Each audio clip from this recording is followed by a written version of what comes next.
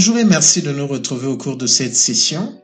Nous allons commencer une série de vidéos sur l'automatisation et la programmation du réseau. Ce que nous allons faire, c'est de découvrir les technologies qui permettent aux ingénieurs réseau, aux administrateurs réseau de déployer leur configuration, de vérifier les équipements au travers de scripts. Donc, sans plus tarder, ces sessions seront vraiment pratiques.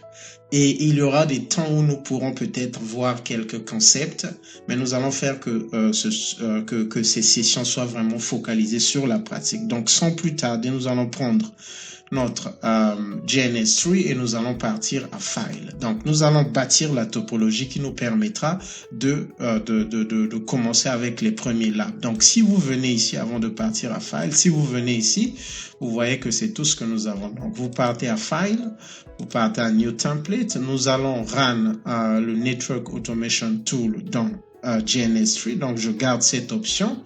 Je vais à Next.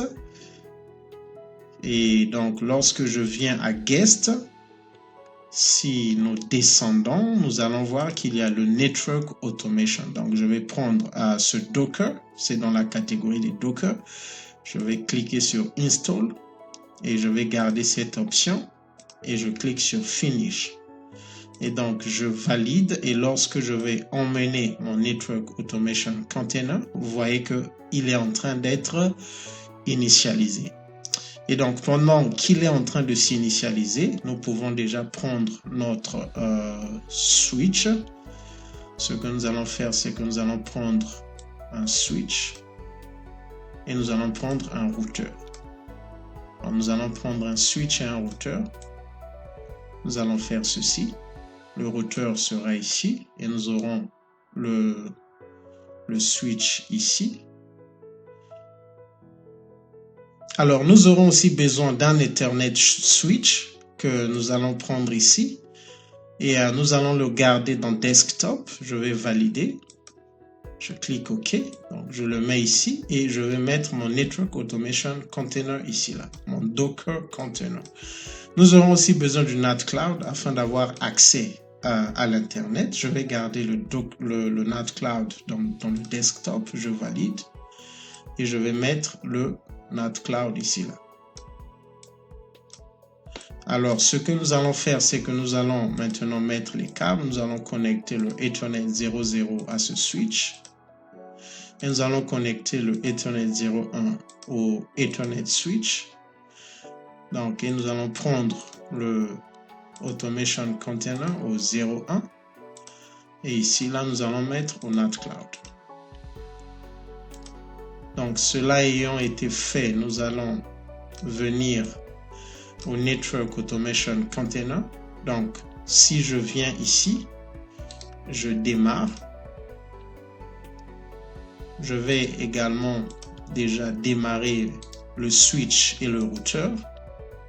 Et je vais ouvrir mon Network Automation Container. Donc, pour avoir de l'espace, je vais fermer ceci. Et pour mettre un peu de la beauté, je vais mettre les grids, Show Grid et Snap to Grid. Donc, je vais ajuster.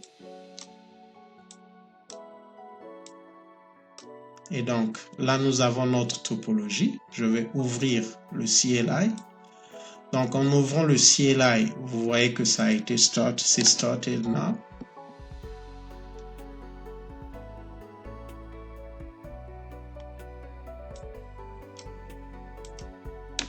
Nous avons maintenant accès au Network Automation Container. Ce que nous allons faire, c'est que nous pouvons faire if, excusez, c'est en majuscule, if config.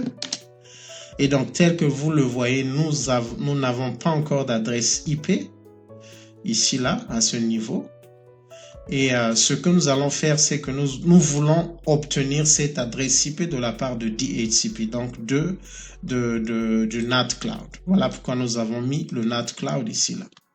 Et ce que je vais faire pour le faire, si nous faisons nano, nous faisons ETC, nous faisons network et nous faisons interfaces Et donc, vous voyez que nous avons cette configuration. Mais en fait, avec Linux, donc parce que ce Network Automation Container fonctionne sur la base de Linux. Donc, nous avons, avec Linux, lorsqu'il y a ce dièse, ça veut dire que la commande n'est pas exécutée, n'est pas appliquée. Donc, ce que nous allons faire, nous allons enlever le dièse et nous voyons maintenant que ce que nous voulons faire, c'est de dire l'interface ETH0. Donc, cette interface, nous demandons à cette interface d'obtenir l'adresse IP de la part de DHCP. Donc, pour sauvegarder, vous faites CTRL-O. Donc, c'est write out. Donc, CTRL-O. Lorsque nous faisons CTRL-O, nous mettons OK. Et pour sortir d'ici, donc c'est CTRL-X, donc exit. Donc, nous faisons CTRL-X, nous sortons de là. Et donc, là, nous avons demandé à l'Automation Container d'obtenir son adresse IP de la part de DHCP. Mais pour obtenir l'adresse IP, nous allons éteindre l'Automation Container et nous allons le redémarrer. Et je vais revenir ici. Je vais reconnect. Et donc, nous allons attendre.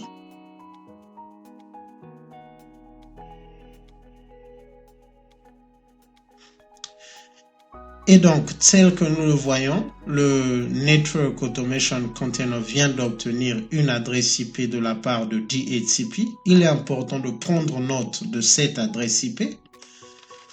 Mais de toutes les façons, il y a une option pour pouvoir le vérifier, de la même façon que nous le faisons pour le switch.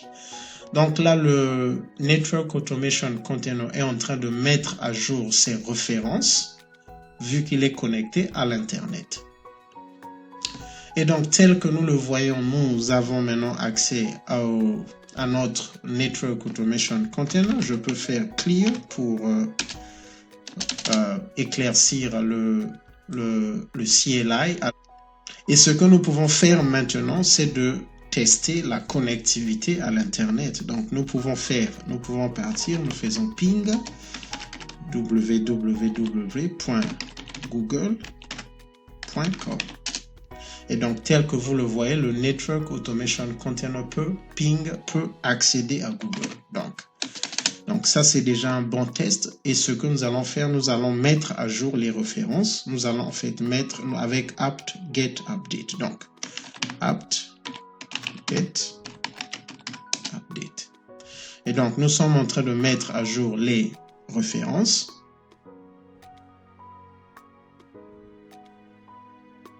Et donc, les références ont été mises à jour.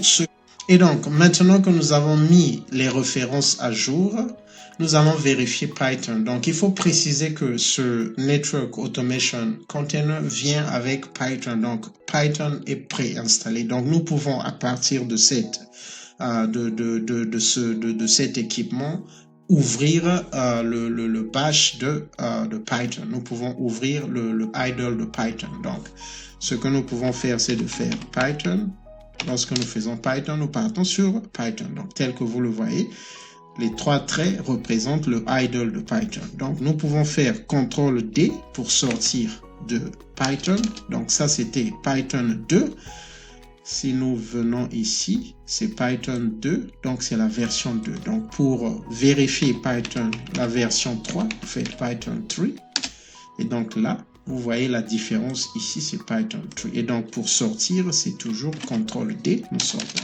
Alors, maintenant que nous avons vérifié que Python est installé, donc nous avons la version 2 et la version 3 de Python, ce que nous pouvons faire, c'est de partir sur python.org pour trouver le script de Telnet. Alors, pour le faire, nous partons, je vais ouvrir mon navigateur web, je vais faire, donc si vous partez sur Google, nous pouvons faire Google, Python, ok, excusez-moi, Telnet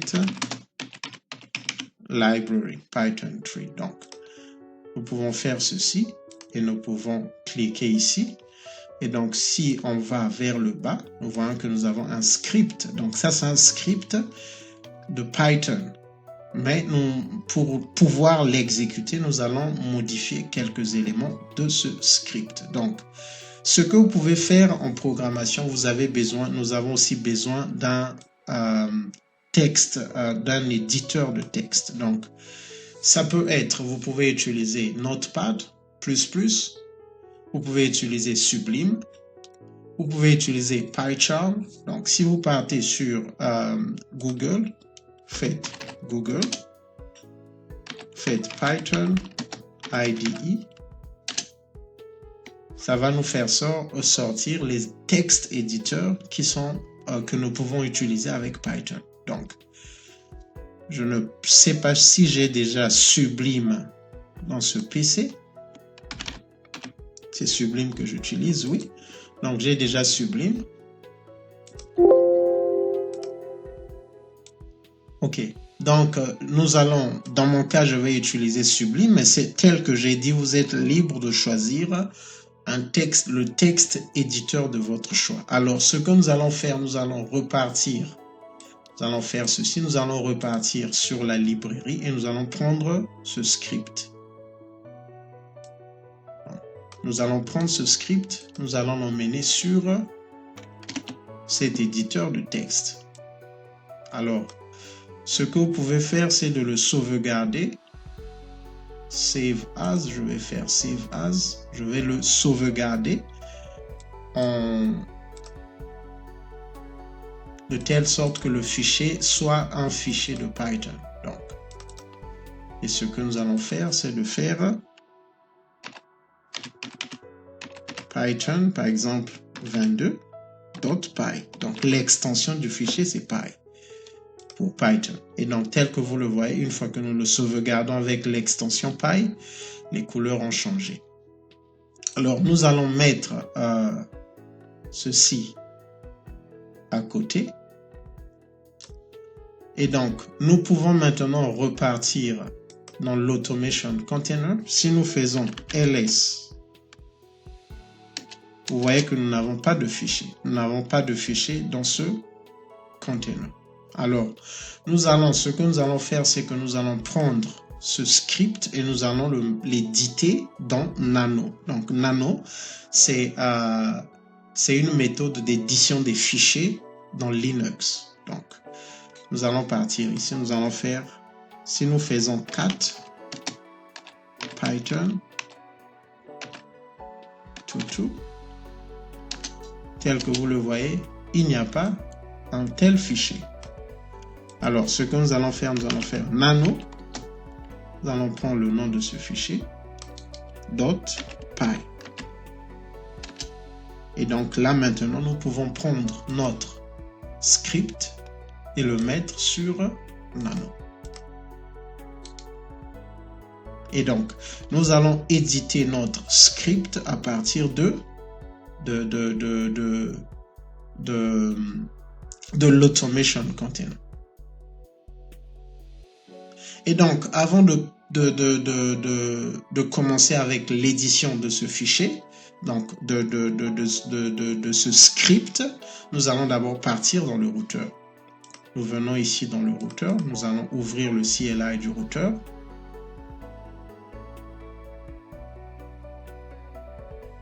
Donc, j'ai ouvert le CLI du routeur et je vous avais dit qu'il fallait retenir l'adresse IP du Network Automation. Donc, ce n'est pas grave, nous allons faire CTRL-O, nous sommes dans l'Automation Container, nous faisons CTRL-O pour sauvegarder et nous allons faire CTRL-X pour exit. Et là, si nous faisons cat, nous prenons ce fichier, nous pouvons maintenant retrouver ce fichier. Donc, nous pouvons ouvrir ce fichier. Et si nous faisons ls, nous voyons que nous avons maintenant un fichier que nous avons créé. Et donc, maintenant, avant de continuer, donc, ce que nous allons faire, c'est de vérifier l'adresse IP qui a été attribuée au Network Automation Container par DHCP. Donc, pour le faire, nous faisons encore if config. Et donc, tel que vous le voyez, c'est cette adresse IP. Et donc, ce que nous allons faire, nous allons configurer cette interface du routeur. Donc, ce que je vais faire, je vais les pull-up et je vais reprendre mon network. Donc, c'est le ETH00. Nous allons partir configure terminal interface ETH00. Et donc, ce que nous allons faire, c'est que nous allons attribuer une adresse IP qui est dans le même réseau que le réseau de DHCP, donc le DHCP de mon Internet. Et ce que je vais faire, c'est que ce sera IP address. Donc, c'est le 168.175. Donc, je vais faire 192.168.175 et je peux le donner le 100. 255.255.0. Alors, nous allons faire no shutdown pour activer cette interface. Et il faut aussi préciser que il y a aussi la possibilité de configurer l'adresse IP de façon manuelle au lieu de l'obtenir de la part de DHCP. L'avantage d'utiliser le NAT Cloud, c'est que ça nous permet d'accéder à l'Internet et de mettre à jour les références de notre Automation Tool. Donc, c'est ça le principal avantage de le faire en se connectant à l'Internet. Et donc, ce que nous allons faire, nous allons essayer de ping l'Automation Container à partir du routeur. Donc, c'est le 132. Je peux copier cette adresse. Je viens ici ping. Et tel que vous le voyez, nous pouvons ping le routeur, le Network Automation Container à partir de notre routeur. Et donc, nous allons repartir à notre script. Et donc, ce que nous allons faire, c'est nous allons faire ceci. Nous allons rappeler nano. Et donc, il faut mettre à jour certains éléments de ce script.